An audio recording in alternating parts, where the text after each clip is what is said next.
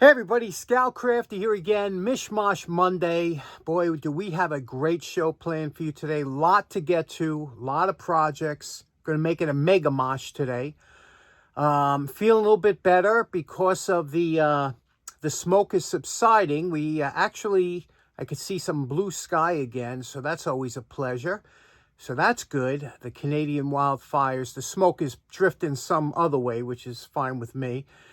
And like I said, we got a whole bunch of things to get to. The first thing I want to talk about is the poor man's flea market that I went on last night. Let me tell you a quick story real fast. There's two nights that garbage goes out. One is a recycle night. That's your good pickings. Recycle, that's when everybody throws out metal and all that other stuff. And then the other one's just a regular night where they can only throw out like regular garbage. And that's usually not too good. So I didn't have high hopes when I went last night, and I went around the corner. First thing I saw was this. Look at this beautiful lawnmower I saw. And I know the guy that threw it out, he was a lawyer, and I said, boy, this is probably an easy fix. And all I kept thinking of my buddy Hester, who has a great channel, Hester 781, and he would have, I said, boy, he would have fix this right up, you know. So the wheels were good, everything was good. But of course, I don't take lawnmowers or anything. So I kept walking. And then I came across a really nice power cord. And a good power cord, you know, long and thick. So I was like, okay, today's working out all right. So I was happy. I was satisfied. I don't usually take cords, but that was a good one. Anyway, so I'm walking up. Now I'm about 10 blocks from my house, right? And I see two bags. Now, I don't go through bags, obviously. I just see what's, you know, if there's anything sitting on top or whatever. I see these two bags, and the way they're standing there, and at this house, it's in a nice area. And I'm looking at these bags, and I say, you know what? That could be two lamps, or there's something strange about those bags. So it was actually, you know, I had to cross the street when I saw him. So I touched the bag, the top, and as soon as I touched it, I knew exactly what it was. It was a blow mold, you know, like a blow mold Santa Claus. And I collect, so I said, oh man, I didn't even open the bag. So I just grabbed the two of them. But the funny thing is they were filled with sand. They do that so that they don't blow over with the wind and everything. So they weighed about 25 pounds each. So there I am trying to carry these two things home 10 blocks away.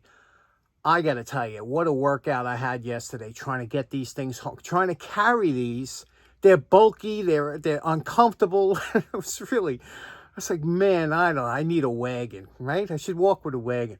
But so I took them out. I did not even open the bag until I got home. And when I took them out, this is what they are. What do you think?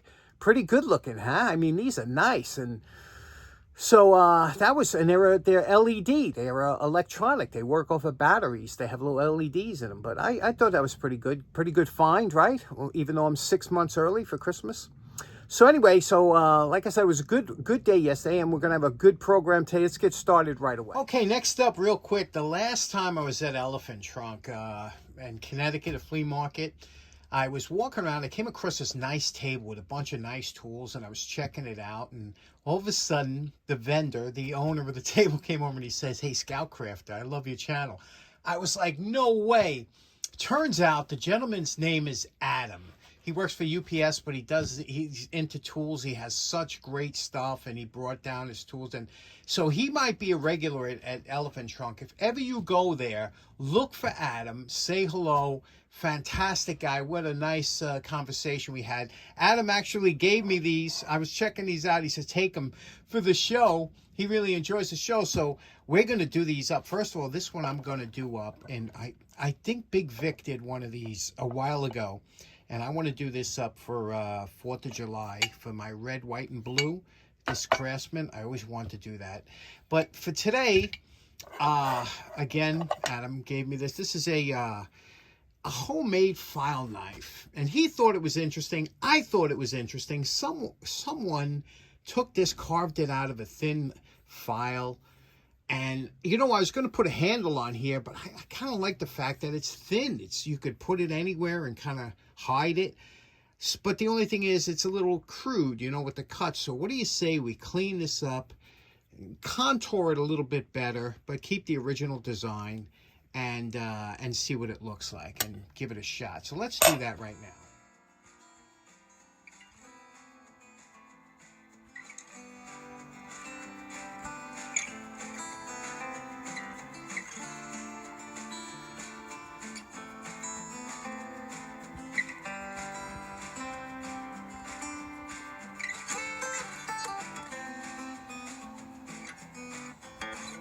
Now you know my favorite part. Remember what this homemade file knife looked like before we started? And we're calling this project done. This one here was an interesting project, and I'm glad Adam had put this aside for me. And you know, let me show you what I found so interesting about what I did about it. I took off all the points and everything. You don't want to stab yourself with a knife or have any uncomfortable sharp edges. So smooth this out. Took all the, it just smoothed out the whole handle here, and you can see polished the edges. It's all polished now that it feels nice in the hand. I was going to put grips on there, but I do like the way it feels. And I like the fact that it's flat. You know, it's utilitarian. Files don't make fantastic knives for a couple reasons. One, because of the grooves catches all kinds of debris and whatnot in your knives, and also the grooves don't make it easy to cut. Even if you were cutting through something, it would hold back. So unless you took this down to a smooth, but you know, this is what it is. What do you think? I like it. Very interesting. I didn't sharpen, I didn't take it too sharp, but this, you really need a stone to really get this really good and sharp, because of it is being a file and super hard. But it was made in France, you could see here. So I wonder what the history, can you see that? Made in France? Wonder what the history is behind this knife here. Very interesting. Whoever made it, it's a tribute to that maker. Next up, have you ever had a item in your life that just sparks tremendous memories? This is it for me. There was always a can of Marvel Mystery Oil in my garage ever since I was growing up. And even as a kid, I was fascinated by the labeling and the design on this can. Let me clean it up. Tell you that story. There we go, that's better. Now, Marvel Mystery Oil was invented in 1923 by a gentleman by the name of Bert Pierce. That makes this product 100 years old now. And it's, I guess, I wonder if it's doing anything for the centennial, but this has been in my garage ever since I was a kid. And my father he was a big fan of it. My grandfather was a fan of it. And this was basically what's known as a top cylinder lubricant. It's almost like a transmission fluid. It has good cleaning properties. And back in the day, they used to put this in, add it to oil and gas to help lubricate. And sometimes you'd have a stuck valve or something. You put this in the crankcase oil and it would free it up. And it had a lot of cleaning property. It was really good. But I just love the graphics on the can. And I always did. I always thought this was really, whoever designed this can just did a bit of, so when I saw this can, this is the last can in production. You could see by the barcode, it's not an old can, but now they have plastic bottles. They did away with this. Same product. I wonder if you guys have any memories of the Marvel Mystery Oil growing up with your father, maybe dumping some into the car. Next up, I was watching my buddy Tom Lipton from Ox Tools the other day. He had a mishmash on his, and he showed one of these screwdrivers, a Vessel. Now, I'm a big fan of Vessel screwdrivers, but this one here I didn't know about. And what this is, it's an Impact. You know what I like about Vessel too? They don't put it in every language. You know, Vessel's a Japanese company, and you know what? They're like, that's it. We're going to put it in Japanese. If you want to learn what it is, translate it yourself. I love that. Anyway, so this is an Impact screwdriver. So basically what it does, just like a regular Impact screwdriver that we're familiar with, the kits that you get with the different tips and whatever, they have a little bit more twist. But this one, it only loosens. It will not tighten when you hit it. Tom did a fantastic demonstration on this. Just let me show you how it works and why, if you don't have an Impact screwdriver, you might like this. The first thing you're going to notice about this screwdriver, it has a super strong spring. So I have to put almost all my force in to get this to move, and watch. You see that? It only moves a very little bit. And so you could use this as a regular screwdriver all the time, which is great. Let me show you how it works with a screw. Okay, so I have my soft blow hammer. I have the Vessel Impact. You see I put a black dot there on the screw. This is screwed into wood, but I have it screwed in real tight. I'm going to put the screwdriver in here. I'm going to wrap it and watch how much a turn you get. You do not get a lot. It's just meant to break it free. Okay, did you see that? It just got a little bit of movement there. There we go. Can you see it moving? There we go. Now, that might not seem like a lot, but with most machine screws, that's plenty. Here's the same test using a Craftsman impact screwdriver.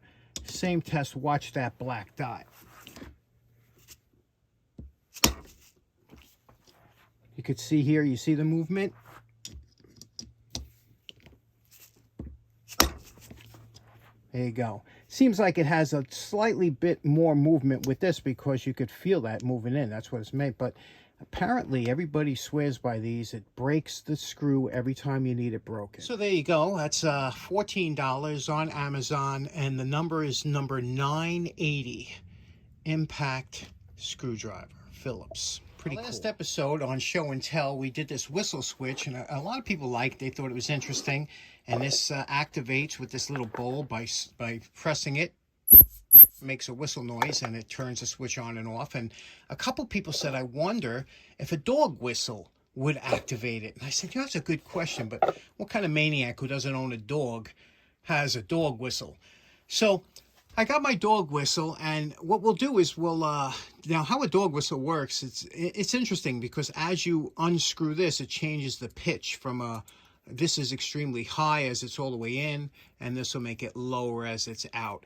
But this is not the inaudible type. I can still hear this, so I don't know if they have ones that some people can hear, like they have in the movies. I can hear this, but we're going to try it out, an experiment. Let's get to it. Okay, we have it hooked up. I hooked it up to an old night light that I found that has a non-polarized plug so we can see it work. Here, I'll squeeze it. Turns it on. I'll squeeze it again. Turns it off, okay?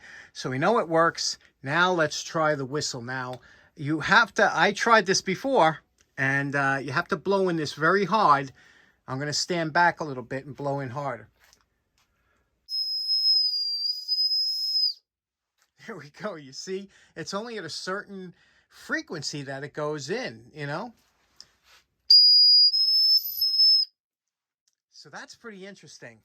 It's a little difficult to get going. This one here seems to be tuned into the exact frequency. But a dog whistle will get it to go. I'm dying to see what's inside that box, but I don't want to ruin it. One thing that is interesting is on the bottom of the box, I just noticed I didn't show before, it has a little range thing. It says less or more range. So that's pretty interesting. Anyway, great question. And glad we found out a dog whistle will work if you know the right frequency. Okay, quick story. Years ago, I was working nights, as you know, and my neighbor got a dog. It was a Doberman, and the Doberman was kind of high-strung, and it would bark at all kinds of different things, and I couldn't, it would wake me up, so I had to get one of these. And you see what this is? This is one of those ultrasonic sound nuisance bar control gadgets. And what it does, this is it here, you can see, and surprisingly, it's made in China, which is interesting. I guess China's starting to produce products now. So this here is is what it is, okay? And it's supposed to kind of blend in with this. I guess this wood grain makes it blend in. You wouldn't know that it's a box. Anyway, how this works is when you lift this little branch, which is a switch, it's activated by sound. And when a dog makes a bark, the little light, and it emanates a ultrasonic sound. And believe it or not, this does work. I would crack the window or something and put this out by the window. When the dog barked, this thing would come on, and the dog would stop barking and go into the backyard. Amazingly, it does work. So let me show you what it looks like here.